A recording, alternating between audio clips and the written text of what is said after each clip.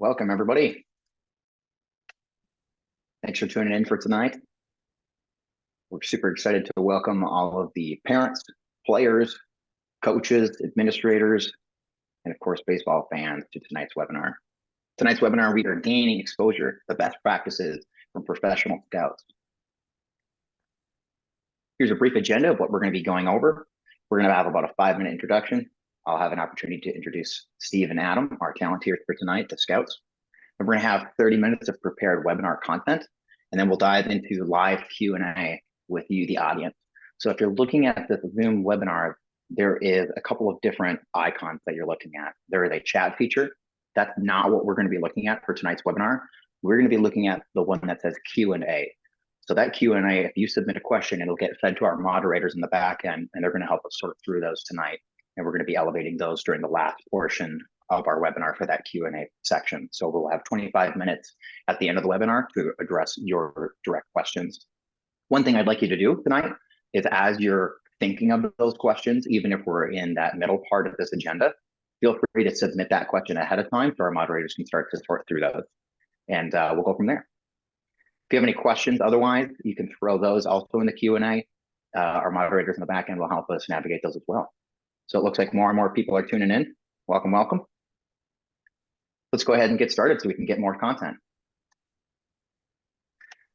Tonight, we are joined by two amazing professionals here in the baseball community.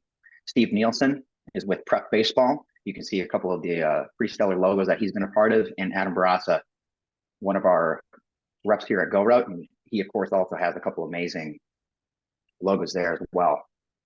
I want to take a chance here to pass the mic over to Adam and Steve. Adam, let's start with you. Want to tell us a little bit about your background, how you got to where you are, and what you're up to today? Yeah, no, definitely. Thanks everyone for joining in. It's the life in baseball is never kind of a straightforward line. So there's been a lot of twists and turns, but been fortunate kind of along my journey. Originally actually from Minnesota, not really your known hotbed for baseball growing up. Got a chance, in honestly about 2 weeks before school started, a junior college coach saw me at a tournament, asked me if I wanted to come play. All I wanted to do was play, so hopped on board. That actually led me to Wake Forest University 2 years later, where I ended up being an All-American and a 6th-round draft pick by the Texas Rangers.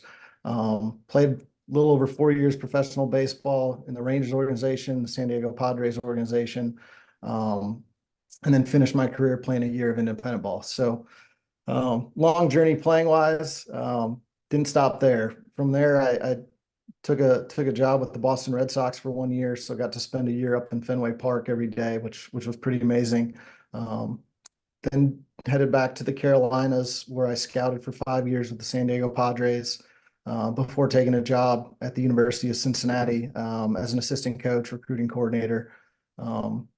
2 years there, and then back to the scouting world, where I spent the last 8 years with the Pittsburgh Pirates up until this October, which I then had the opportunity to come join GoRout in a capacity that kept me around the game, kept me talking to coaches, and really, allowed me to be around with my family and watch my kids start playing sports and being there to coach them. So really excited to be here, the opportunity to kind of share with you just some of the things I've learned, and obviously there's plenty I haven't learned, but hopefully it helps at least one or two of you, if not more, and hopefully you got good questions that we can get answered for you. Love it. Thank you, Adam. Steve, tell us about yourself, your background, and how you got to where you are today. Yeah, thank you. Thanks again for having me as well. Similar to Adam, like long path in baseball, like many kids, kind of grew up around the game. Never really realized I was good enough until probably later in my high school career, which then I was drafted a couple times, grew up around the Chicagoland area, finished up my collegiate career at Indiana University, and then after that bounced around indie ball for a couple teams before coming to that realization that everybody has to at some point of like what's next, right? So for me, the obvious path was coaching. Coached a couple of years of high school baseball, just getting my feet wet and sending resumes out and just kind of on the grind looking for a collegiate gig, which I jumped at the first chance I could get, which for me ended up in Ranger, Texas, small town, but it was a good baseball, junior college baseball down there. Just went into it very open-minded and wanted to learn as much as I could, which I did on a very, I'd say, swift learning curve. I had to wear a lot of hats there, both as an assistant coach and a head coach for about 5 years. During that time, I kind of realized what parts of the game where I really enjoyed and was good at. And as a coach, I don't know if I would have prided myself as being the best motivator or the best tactician, but I loved analyzing the player, right? And figuring out kind of what made him tick as a player, right? And that's kind of right around that time when I stumbled upon the opportunity with prep baseball, which was kind of funny too, because at that time, I mean, this is going back like 2010, as a coach and recruiting, I would get mailers at the time, right? Like hard copy mailers of like resumes and profiles on kids and what they did. And it was tough to find any online resource for kids that would be at range for us. I could find online resumes or videos for, maybe the top 10% of the kids in the country, but that wasn't who we were recruiting. So, finding prep baseball report and kind of what they did and the message that they were going for, it was like, I could easily see how this could grow pretty quickly and there's a need for this. So, with that, at the same opportunity, I felt like it was a great opportunity. And Sean Duncan took a chance on me when we were only about 5 states big at the time. This was probably about 2013 at the time, 2012. I started with Prep Baseball Report as the scouting director in Wisconsin, which then turned into the scouting supervisor in both Illinois and Wisconsin.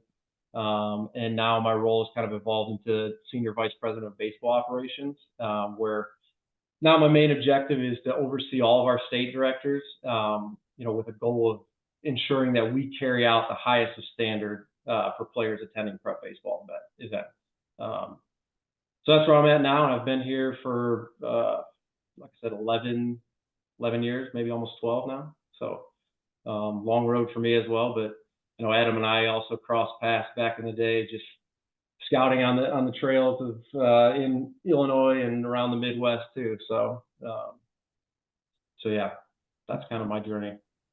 And what we came to realize was we actually played against each other in junior college, yeah. I think, after talking baseball. So this game's funny. It's like I said, it leads you many different paths, and it's really not that big at all when you break it down. So pretty cool. Mm-hmm. It ends up being a small world. Awesome. Let's dive into the first question. Yeah. Steve, let's start with you. What do college scouts and recruiters look for in players? Yeah, that's the $1 million question, right? We get asked that a lot of times, right? And I could probably sit here and give you a threshold of metrics that each Division I, Division II, Division III are kind of looking for. But I think at the end of the day, it's about what you do on and off the field, right? We always talk to players before showcases, but I'm a pretty firm believer. Like, baseball is a game. It's how you react to situations between the lines, and then how you control situations outside the line, right? So in the game of baseball, you're always reacting to something, whether it's a 2-0 fastball, or you're reacting to a ball hits you in the field, or you're reacting to getting touched up for 3 runs in an inning when you're on the mound, right? So how do you react to that? I think is a big thing in what recruiters look for. I think that speaks to aptitude and maybe how well you might adjust at the next level, how quickly you might adjust at the next level. And then, like I said too, how you control the situations outside the lines, right? That's where, as a player or any student athlete, you control those situations, right? Whatever you're going to do in the classroom, I think is a big aspect of the recruiting. What you want to, what you do in social media, how you carry yourself as a person, Those are all things that coaches are going to look for, because you've got to fit into someone's program, right? It's not like where you're at now at a high school where you just happen to live in their district and your high school coach has to put up with you for 4 years because you live in that district, right? The next level, someone's got to want you to be there, and they have to want you because you fit their program, right? On both in the classroom, both off the field, between the lines. What type of player you have, what kind of intangibles or assets do you bring to that program? I know just scouting, like you could always tell the guys right away, like when you walk up to the field, which most scouts, we're going to get there an hour before first pitch. As I'm sure Adam will tell you, right? And you're going to watch guys get off the bus. You're going to watch how they warm up, how they play catch, how they stretch, how they interact with their teammates. All that goes into the Rolodex or the notepad for you of yes or no, right? Is this a guy that I want in my program, or no, he does not fit in my program? So, I mean, I think there's a lot out there, but I think there's a lot that maybe people don't realize that is outside of maybe what we do at prep baseball, which is a lot about the metrics, right? Your videos, your tangible assets and that kind of thing. I think there's a lot to be said for just, what you can't put on paper, right? When you do fly out to center field on a pitch, 3-1 pitch that you should have hit, right? And are you jogging it around to first base, or are you still going hard, right? So those are things, I think those are a lot of things that college coaches and recruiters are looking for, and memorable things that will stick with them, that will for sure go on the notepad at the end of the day. Adam, I'd love your thoughts on that too. Yeah, as Steve talks, my head just starts spinning and keeps spinning, because I think there's so much we can share, but how to make it the most valuable for everyone listening. I'm a kind of two-part this here. I'm gonna start just with me in my experience as a college Division I college coach, recruiting coordinator, recruiter. The first thing we do is, we get emails, we get letters in the mail, we get a name from a coach, we get, just a little something that gives us an idea of a possible recruit or player, someone that might help our program. I took pride in trying to read every single one of those. And if they had a video, you try to watch a little bit of the video. The 10, 15-minute videos never made it through those, right? It's kind of like, think about it as your elevator speech. You got 30 seconds in the elevator to make an impression on somebody. But if there was something there that just was like, okay, this sounds a little interesting, I go to PBR. I go check out the metrics. I go see what some of those tools and traits that are measurable look like. And not saying that paints the whole picture of the player, because I know from my experience, I wouldn't have filled out any of those metrics. I graduated high school at 145 pounds, like graduated college at 165 pounds. I wasn't hitting the ball as hard as probably anyone on my team, or as far, or any of those things. So that's just kind of the starting point, the jumping point for me, right? Then you start making phone calls, reaching out to people if there's a player that does something for you, whether it just be something you see in the video. And then Steve kind of touched on this, like you have to be able to play the game, especially if you want to play at the highest level. At the end of the day, these coaches nowadays are making a good amount of money, especially if you're talking higher end programs. They need players that can help them win games. So all those metrics and all those tools, and that's a great starting point, and that's a great thing to focus some energy on to build yourself as a player. But you have to be a student of the game. You have to understand how to play the game and do things to help your team win. You have to be able to throw strikes as a pitcher. Like velo's great. If you don't get anybody out, those things matter, right? So there's things that get you noticed. There's things that get you someone falling in love with you and wanting you for that program and wanting you to be a part of what they have going on. And it's different for everybody. And Steve and I could go see the same player, right? And we could have two very different opinions, and both of us could be right. Like we both could be right, because it's not a fit for me. It is a fit for Steve, vice versa. So you get told no a lot, and it's not a bad thing, right? Because that's what keeps us going. That's what keeps us working. So from the recruiting perspective and the college side, Yes, metrics. Go to these events if to just figure out where you're at. But that doesn't mean that's where you're going to be, right? That doesn't mean that's the player that you are. It's just a little snippet of where you're at that time and kind of the things that you possibly can improve on. More on the professional side, again, it goes down to a lot of the same things, right? We talk about tools. You guys hear 5 tools all the time. There's so many more things that go into it. Those are the easily identifiable things, right? How far do you hit it? How hard can you throw it? How fast do you run? Um, velocity, strikes, breaking ball, spin. We can measure everything now. So that's really not so much anymore what we're looking for. We want to get to know the person, get to know the player, get to know how they think, how they work. These the training and the amount of resources out there for players is so plentiful that it's really hard to differentiate the players just based on skill. So what comes next, right? What's here, and those become the most important things. And not to get too much into my personal stuff, but I've got an 11-year-old daughter playing soccer, and it's the amount of like pressure to make certain teams on her already is amazing, right? Because pressure out there. I know you parents are probably feeling it and you players are probably feeling it, right? Because hey, there's rankings. Hey, there's my buddy got recruited and he signed as a 15-year-old or 14-year-old. Like, when is it going to happen for me? I heard a coach say this. I don't want to claim it, but every kernel of popcorn pops at a different time, right? Like, you never know when your time is. If you love playing, you love working, you enjoy being around the game and learning about it, just keep going because it's going to lead you some amazing places. Don't overlook the relationships; those are important, right? A phone call from a coach that I trust. Hey, let's go. Okay, let's go offer this kid. I didn't even need to see him. Um, Personal story. I got cut as a freshman in high school from a freshman baseball team in Minnesota. So think about that, right? I I just love playing the game. Like, I didn't know any better. I just wanted to keep playing. I just kept playing. I just kept playing.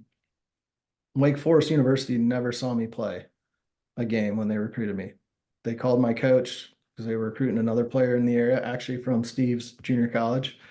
Didn't work out with him. Called my coach, asked if they knew a center fielder. He said, I got one. Okay. Never saw me play, sent me to the Cape.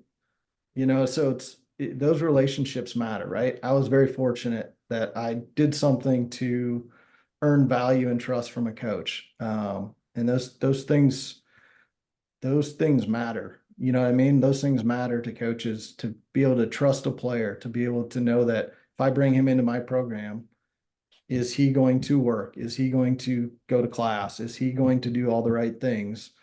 Not only to be better on the field, but just to make my program better as a whole. So I probably jumped, apologize. Like I said, there's many things and many thoughts that we can probably get into, and hopefully there's some questions kind of off that you guys want answered, later on that we get to.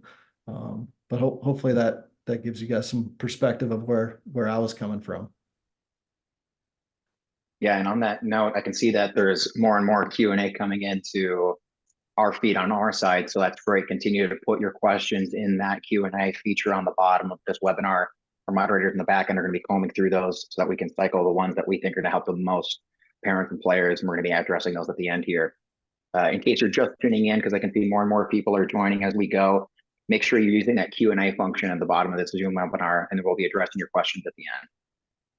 Adam, to continue pulling on that thread and going deeper into that rabbit hole, what can players do to make themselves more marketable to gain that attention from those scouts and recruiters? Yeah. Play to win, guys. I think that's huge, right? Find ways, because look, like I said, we're all in different stages as players, right? Some are maturing at a younger age, some are maturing later. It's really hard when you're the small guy and you got to watch all the old, bigger, older, stronger kids. But use that to your advantage. Find ways to be really good at things that are going to help your team win, right? Become a student of the game, whether it's stealing bases, whether it's just being better instinctually because you have to. Just obviously continue working, continue strength, continue, working on your swing and just be a student of the game. I think now sometimes there's too much information out there.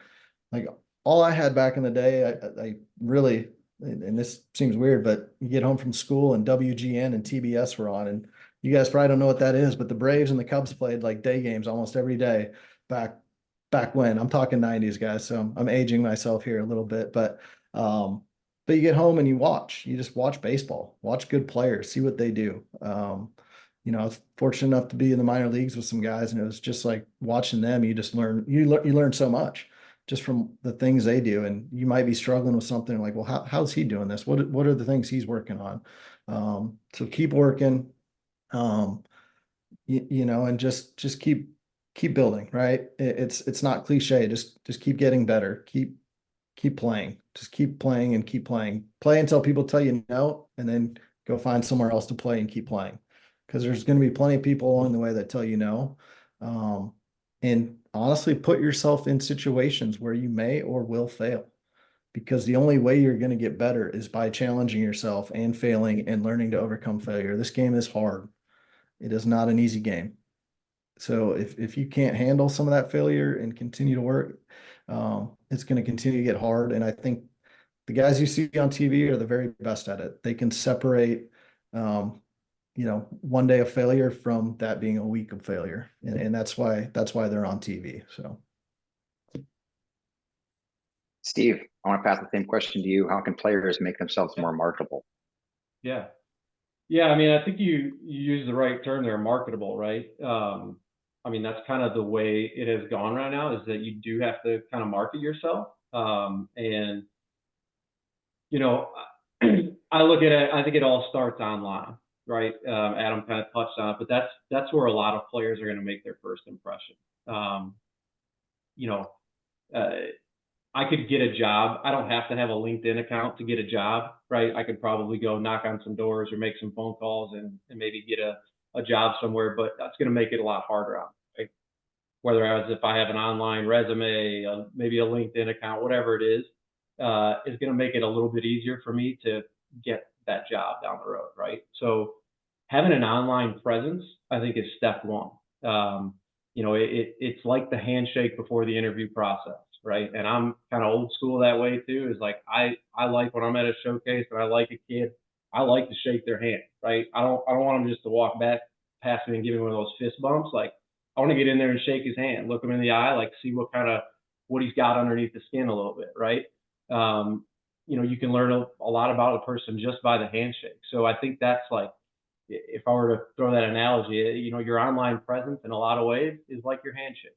Um, like I said, it's going to be in most cases, your first impression. As Adam said, I'm sure any name that came across his desk as a coach or recruiter, probably the first thing he did is going to go to his computer, type in his name, the player's name, baseball, find out what comes up on him. You're going to probably have maybe some newspaper articles or whatever it is. Hopefully you've got some videos that are easily findable on the internet. Hopefully you have a social media account that's respectable, that is going to maybe have some highlights on there for you. I mean, gosh, I think about like the easy access, Adam, like these kids have now today to show what they can do, right? Like anybody can take their phone outside and take a video, put it online within seconds. As Adam mentioned, like we didn't have that, right? Our coach had to, either vouch for us or make phone calls or whatever it might be. So, I think starting online is important, and making sure you have a good presence there, a respectable presence.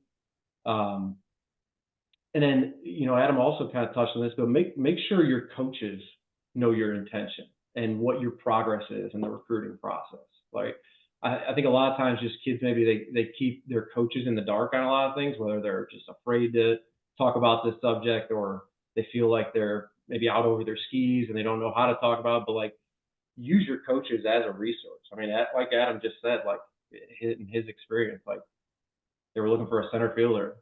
I got one for you, right? I mean, coaches still talk. Like I don't scout as much as I used to, like boots on the ground as our other scouts are, but I got a phone call today from an old buddy in Texas looking for arms. So, I mean, that's what coaches do. I think they use all their resources, and they're going to do their background checks on players too. So making sure, your coaches know what your intentions are, what your goals are, what you want to maybe do at the next level, so that they can reiterate that to a phone call that they might get.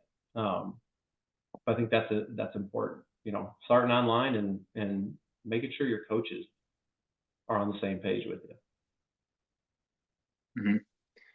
Steve, on that note, when it comes to exposure events, how can players make sure that they stand out? Yeah. Um, how can they make themselves stand out? I think it's a lot of, maybe what you do after the event, right? Like, let's say you go to an event, a showcase or something, there's going to be hundreds of kids there, maybe there's not, maybe it's a smaller one, but what you do after that event, right? That event in a lot of ways is probably going to be, a check the box event for a recruiter. Okay, they're going to have a list, a roster. I like this kid, this kid, this kid, and this kid. All right, now what you do after that? Do you reach out to that coach? Do you follow up? What you do in game when he comes to see you, because he's going to come see you. So I think it's kind of more about maybe what you do after than in event, because there's going to be a lot of kids there trying to stand out. So I don't think showing up with all the chains and the eyewash and whatever else you want to go is going to help you stand out the way you want. But I think it's more about kind of what you do after it. Steve, I can chime in here again, old curmudgeon scout, but honestly, it's about just being there with a purpose and being there with energy, like being that person that walks up and shakes someone's hand and but then carries that presence into your actions, right? Um, Kids, I mean, players, your parents are paying for this, helping you get to a lot of these things. And there's times when as a coach or a scout, you're like, do these guys want to be here? Like no one wants to go out and shag. No one wants to go pick up balls. No one wants to be in a not in a hurry, but no one wants to have any presence and some, quickness to how they move. And I mean, I think those are the things that stand out, right? Like the energy that someone brings to the field, the passion that they play with or work out with or go through the drills with. Those are the things you notice. At least for me, because like I said, I can see who hits the ball the hardest. I can see whose swing is the prettiest. I can see whose velocity, like those things are easy, right? The only thing you, as a player, can show me that I don't know is, do you love being here? Is if this day is getting too long for you, then you're not going to be able to handle college season or practice for that matter. Especially if you go to junior college where there are no rules and you practice for 6 hours at a time. So I mean, realistically, market yourself by having a purpose, having a plan that day. Again, your skills, your at bats, they're not always, you're not going to hit 1,000. They're not always going to go the way that you want them to go. So show us, run hard down the line, take that extra base, look for an opportunity to show that you have some passion and feel for the game that someone else isn't showing, right? They may have more tools than you, but if you're the player that's going to show me, how to win games, I'm at least going to look into you still may not be a fit for me, but you may be a fit for my buddy who coaches somewhere else. And I think that's the biggest thing, right? It's, don't just feel like I have to market myself to Division I coaches or this set of coaches. If you love playing the game, just be open to going to play the game. Like I said, I mean, D3 players get drafted, NAIA players get drafted, high schools from, high school players from schools of 200 people get drafted. So nowadays with the technology and the resources out there, if you can play, people are going to find you. Just be willing to show people why they should recruit you, if that makes sense. Yeah, and I think those characteristics you touched on also, they speak to your coachability, right? And as you know, as a coach, like that's what you want probably more than anything is a kid that's going to come in and like as a coach, you set up your program, you have what you can bring out of kids or what programs you're going to put into place and the type of players, and you probably have a lot of belief in your system. You know, you just want kids to come in that can also believe in that system, right? And that you can coach them up that are going to take the coaching and be able to apply it. And as Adam said, I mean, kids that take the field with that type of passion, or just, you know, the body language, those type of things, that they stick out for sure. Yep, being a part of a team, not just an individual, definitely plays a part as well. We're at the halfway mark, and we've got quite a bit of Q&A here to address. So we've got our moderators in the back end continue to feed that Q&A. We'll try to get to as many as we can in the time that we have left. But we're ready to kick this off. Let me make a couple of quick switches here.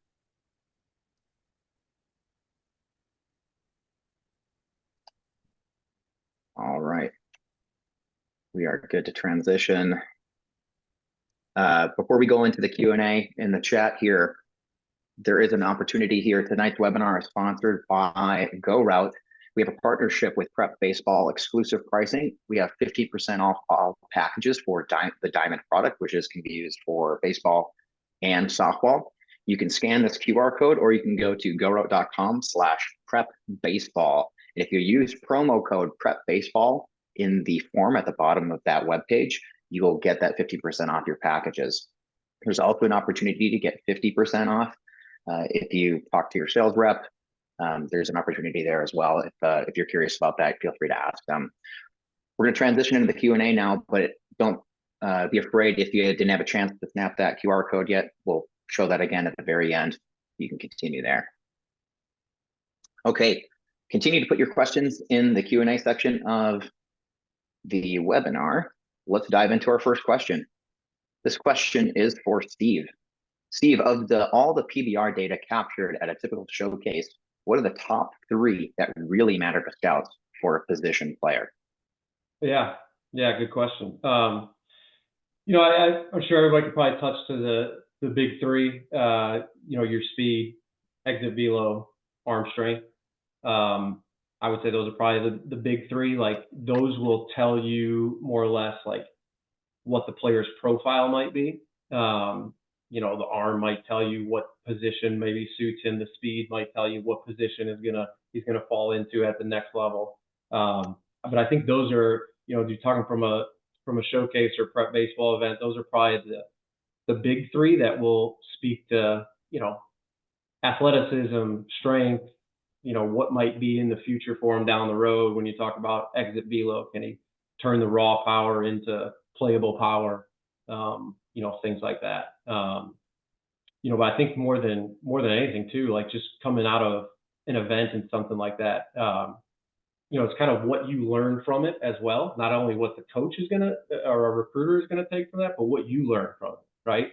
And most events you go into, you're gonna get some type of feedback, whether it's from your own metrics, whether it's from a coach at a camp, whether it's just from looking around at the players around you and realizing where you might stack up.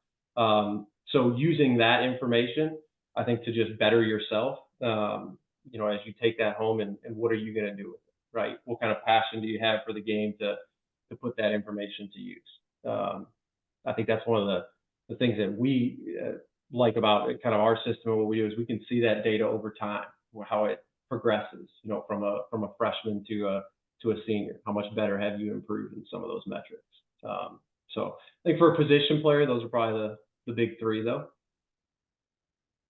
Love it. And I can see some attendees, coaches, players, parents raising their hand in the webinar. We're unable to pull you into the webinar, but if you have a question, feel free to add it to the Q&A in the webinar at the bottom of your screen. We're happy to address it.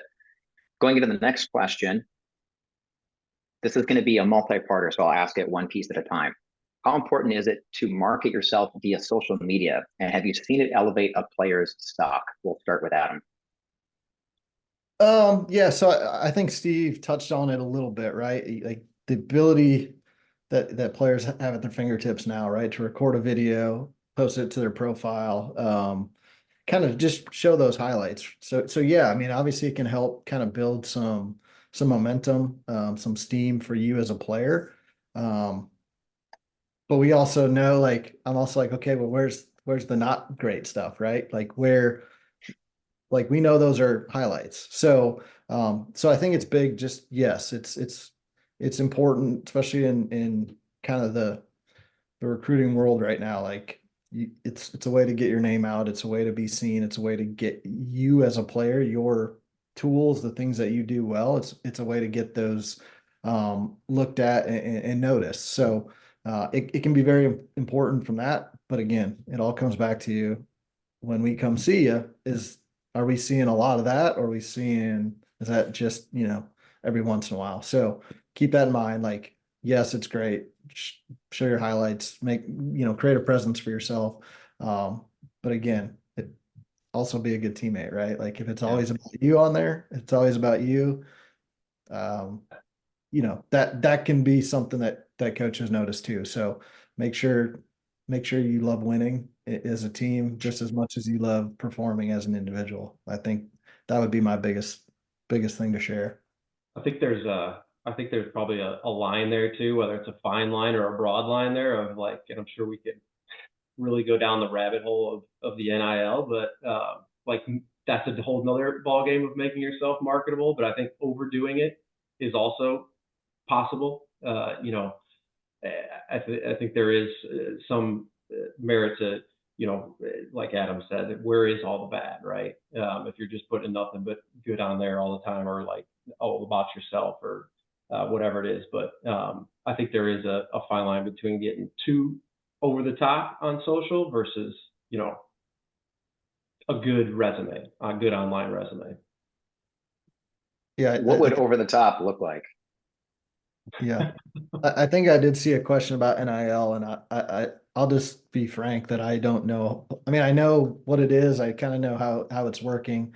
But I probably can't give any, that was a while ago. We didn't have NIL when we were trying to recruit. So I don't know how every college is using it. Obviously you hear stories. So I probably won't be able to help answer that one. Steve, you might be able to add a little depth. I'm not sure, but apologize for not having a whole lot of depth on that one.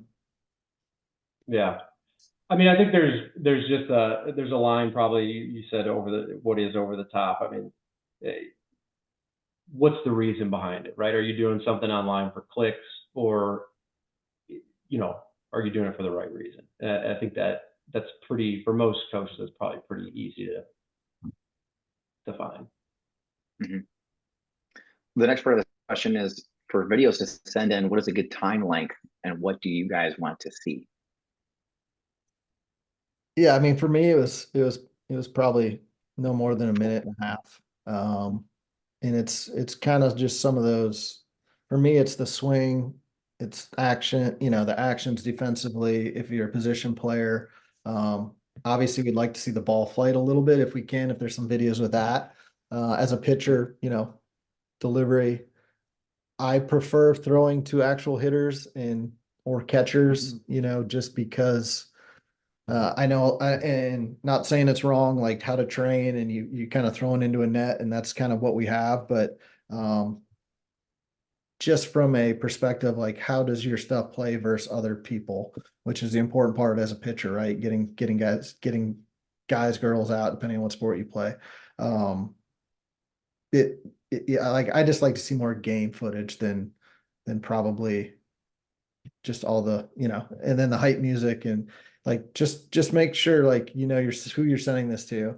And the biggest thing is, yeah, I think I saw it, I kind of trying to read and keep up with some of the questions. I think someone asked about, is it best to email? Is it best, like, if you can call a coach, and even if it's just leaving a message, but call that coach, be willing to pick up the phone and reach out and just say, hey.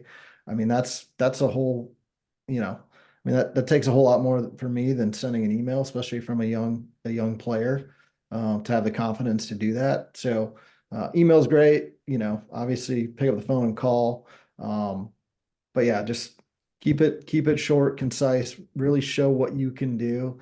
It's just, like I said, just enough to trigger us wanting to dig deeper and look more into it, and um, kind of do our research and try to make the emails somewhat personal. A lot of times it would be like, hey, coach, so and so, which I knew was the coach from the school down the road, and it was like, okay, we can delete that one because do they really want to come here, or they just mass sending messages? You know what I mean? So try to personalize it a touch, keep it short, concise, and then be willing to pick up the phone and have a conversation, have an adult grown up conversation. It may not be what you want to hear, but just be willing to do that and learn from it and grow from it.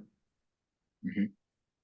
In addition to email and phone calls, there's a question here. Does it help to tag schools or even coaches on social media, or even send a direct message with them with clips of at-bats, pitches, etc.? Steve, Yeah, you want to hop on that one? sure. Yeah. I mean, I think it doesn't hurt. I mean, most coaches probably have, I mean, most schools probably have someone else controlling their social media account, like their main social media account. It's probably not going to be, the recruiting coordinator, whoever it is, but he might have his own account. So yeah, I mean, sending them a DM, I mean, never hurts. It's in a lot of ways, that's like the quicker version of email now. I feel like so. If you can do that, yeah, I mean, that's just another avenue that I think players today have at their disposal. So why not? Yeah. Probably the best approach is a multifaceted approach, right? You're emailing them, you're DMing them, you're calling them, you're hitting them from multiple angles. Next question is, are online recruiting questionnaires that you see within each college's baseball webpage valuable? And do they get to read or just get you put on a mass mailers for camps? I kind of read that one weird. It's probably a combination of the two, I would think. Yes, we want to build out, you want to build out your camps and get players there, obviously, but it's also your chance to evaluate, be around kids and get exposure to them. So, like I said, if that's a good place to start, but take it a step further with an email or with a phone call, and I think ask those questions, have that conversation. Like, is this going to be a fit for me? Am I the type of player that can play at this school? Again, we may not like always hearing the answers we get, but I think that's only going to help us get to where we want to be at the end of the day. And sometimes a no is a good thing because it's going to lead you to your next spot that may be where you need to be and where you should be. I mean, I think be reasonable with your expectations, and that question maybe answers itself for you. As whether or not you're on a mass mailer list or someone's actually interested in you. I think camps are a good thing also. Like, it's a great way for you to get on campus and see what the school is all about, see how the coaches interact with players. Is it your style of, but be smart about it too. Like, if you're not the caliber of an SEC school and you just want to go there just to check out the school and campus, all right, but then have those expectations going into it, right? Like, just being realistic, I think, with where your skill set lies and the subset of schools that you may fit in. We've got a question from a player here. I'm an 8th grader currently. When do showcases become important for college exposure? And how do you determine the best showcase to attend? Yeah, I can take that one. When do they become important? The recruiting cycle has or NCAA has tried to slow the recruiting cycle down a little bit now. So, you can't be contacted until, September 1 of going into your junior year. So I'd say that, that's probably when it really starts to ramp up now. However, there's still kids out there that are getting seen way earlier, and they're getting put on a somebody's follow list, to go check out. How do you determine the best showcases to attend? I think, as I stated from earlier, that online presence is, for me, I think, is your handshake, right? So it's probably never too early if you want to acclimate yourself to that environment, right? We've seen kids, and we run events all the time, right? So we've seen kids come to an event and maybe a really good invite-only type of event, top prospect, there's coaches there, whatever, and it might be the first showcase they've ever been to, and they're like a deer in headlights, right? They don't know what to expect.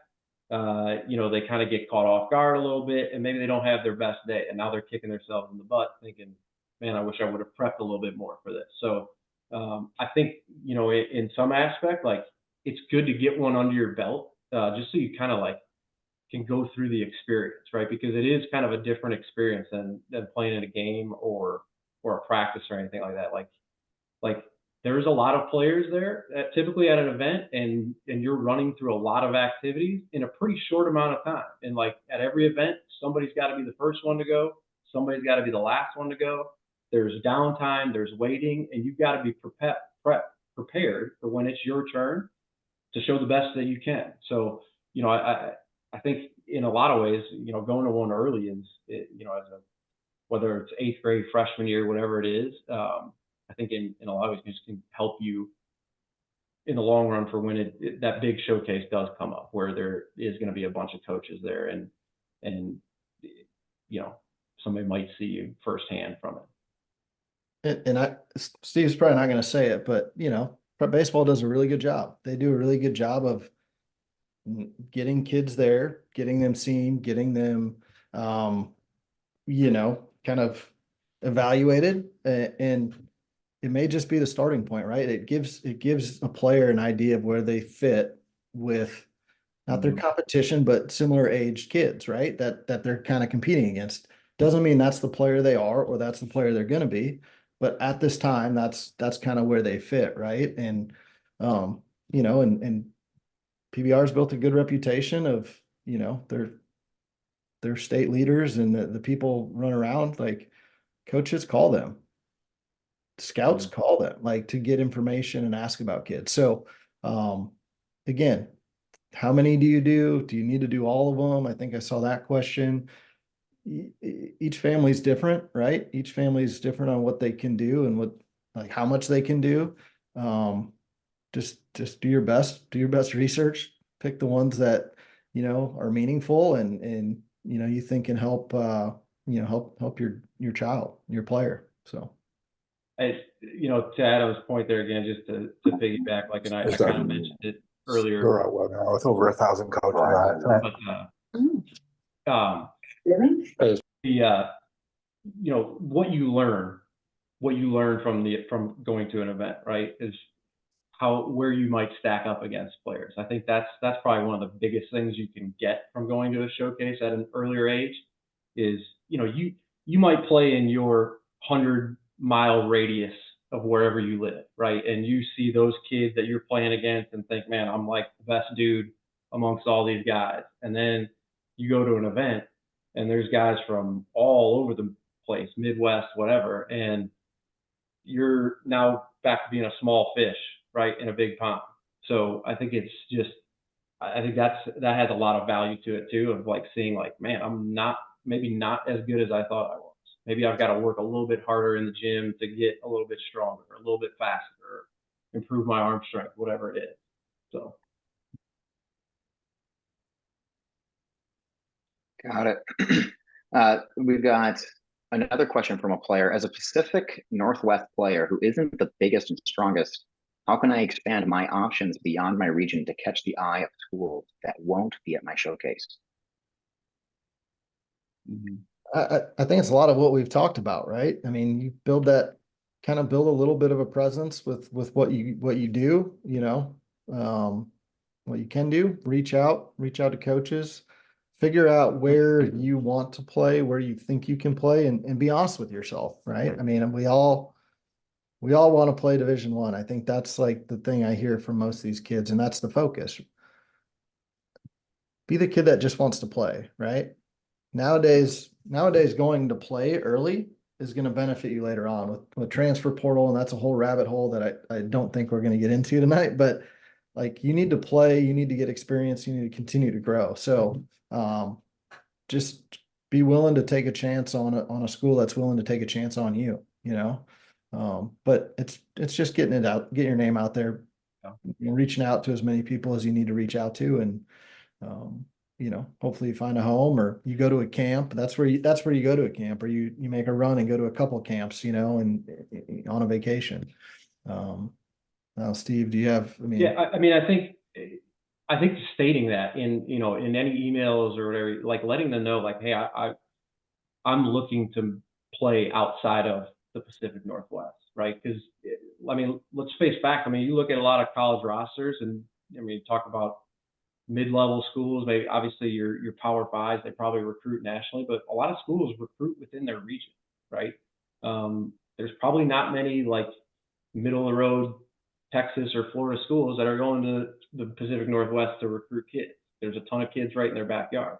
So I think when you go out and you are proactive, you send out your emails, your DMs, whatever, like making that, maybe that's the first sentence in your email. Like, I'm looking to play in this state because of XYZ, right? That would probably catch an eye more so than just like, here's a video. And then they drill down and he's from the Pacific Northwest. He's going to be out of state tuition, yada, yada. Like, probably doesn't fit us.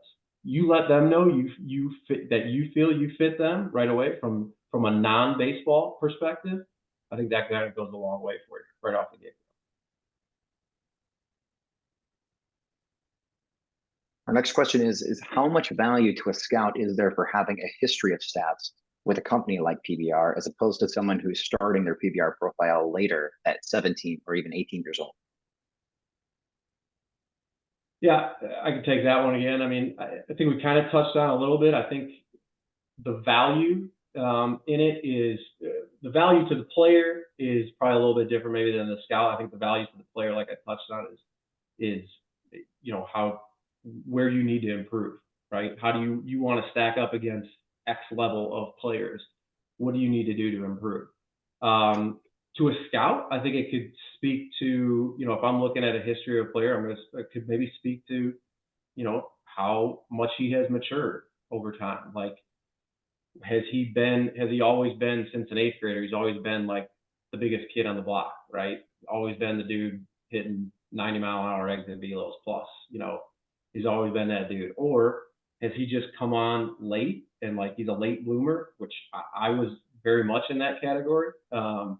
And then to me, that kind of speaks to the guy like, maybe a little bit more intrigue there. What more is coming in the tank? Because for most schools, I mean, they probably can rely on their strength and conditioning program as one of the fail safes for almost every program. Like, you go into college, pretty much every kid's going to probably put on 10, 20 pounds of strength and get stronger, faster, whatever. But just a simple, maturity and age. So I think there is some value to that, seeing, where you've come from as maybe a middle of the road kid as a freshman high school. Now you're a junior, and it's like, wow, look at the jump he's put in. Like, that dude has either put in a ton of work in the weight room or on the field or in the cages or whatever he's doing, and would be a good fit for our program. Kind of speaks to your work ethic too a little bit. If you can play, people are going to want you. So whether that happens at 17, 18, 19 years old, or, they may know about you longer if you start, 14, 15, but if you've got ability, you've got, traits that teams and coaches are looking for. And trust me, if you go to one of these things and you get seen, like with social media, it's going to explode quick. So, yeah, is it beneficial if you're that person for a longer period of time? Because then you can see the track record. Yes, but if you can play, I mean, we're watching it right now. Jackson Merrill's a guy that's playing in the big leagues at 20 years old for the Padres, and he was on nobody's radar going into that draft year, and it happened, right? And 2 years later, he's starting on opening day in San Diego. So, again, just because you're not there yet doesn't mean you're not going to be there. If you really enjoy playing and you're still maturing, just keep working. Mm-hmm. The next question is, if your kid is a top prospect for scouting companies, PBR, BG, NTIS, etc., should you pick only one to go forward with instead of entertaining them all? No, I think you have to entertain what fits your schedule. What's best for you. I mean, everybody's going to have a different situation. Every schedule is going to be different. There's so much nuance into the recruiting landscape. Like, I don't think you necessarily have to stick with one. I mean, I think you got to go with where you see the best value and where you've gotten like the most out of, and what fits your schedule. For most guys in the summer, like for a lot of these events you're probably talking about in the summertime, and it's a grind for a lot of kids, right? Like we see it all the time, like towards the end of the summer, like dudes' arms are hanging, like it can be a grind over a long summer. So picking what I think works right for you, and what want to be, what you can be prepared for, and give the best impression to. This next question comes from somebody who knows you guys. Steve and Adam are two of the biggest innovators I know. If they were players today, what's an out of the box way to gain exposure that is underrated but effective? That's a, I think they're referring to you as the biggest innovator, Steve. You go ahead. That's a good one. Oh man. To a player today, out of box way, man. I don't know. You got something there, Adam? No, again, I think it comes back to being different, right? I mean, I think we've gotten so much, the metrics are huge, right? But what can we do outside of that? Like, can we really defend? Like, do I not strike out? I mean, like you can have all the same metrics, but then if you strike out just as much as the next guy, you're just like the next guy. So I don't, this game is not a simple fix, a quick, easy solution. It's being consistent and being really steady and solid and hopefully good or great for long extended periods of time, and limiting the times that you struggle. So I don't know, like in reading that question, I'm probably not thinking about it the right way. But just be really consistent day to day, showcase to showcase, game to game, like come put in the work every single day. And I think that's what gets you noticed. Like, again, there's as much new school as there is in this game. It's still 90 feet. It's still 60 feet, 6 inches. You still got to hit the baseball and still got to run to first. You still got to pick it up and throw it across the diamond. So, I don't know. I mean, that's one I probably have to think on. Yeah, that's a tough one, but yeah, I mean, you want to be out of the box. Yeah, market yourself like as a human, right? I don't know, like everybody puts their baseball highlights in there. What type of person are you too? Like I said, I think that I still believe that matters. And like Adam said, like what type of player are you going to be off the field? Because you're going to be in that locker room every single day, right? You've got to gel with players every single day. Coaches have to like you and want to coach you every single day. Market yourself as a human, right? I don't know how you do that, or what kind of ways you can think of, but put the human element into it, I'd say, instead of the metrics. We've got one last tactical question, and then we'll go through the wrap up. As a two-way player, a position player and pitcher, is it beneficial for me to continue as a two-way player, or should I focus on one position, especially in showcases? Do both. I mean, do both as long as people are telling you they like you doing both. I mean, if it becomes clear cut, I think then you make the switch, but just be a baseball player as long as you can. Let other people figure it out and tell you. I mean, the amount of times we had that discussion in draft rooms about players that were two-way players, and we disagreed. Like still to this day, we'll disagree. And I think that's the beauty of this game. And I kind of touched on it earlier that Steve and I could see the same player and have two totally different opinions, right? We're wrong probably as much as we're right. We remember being wrong more than we remember being right.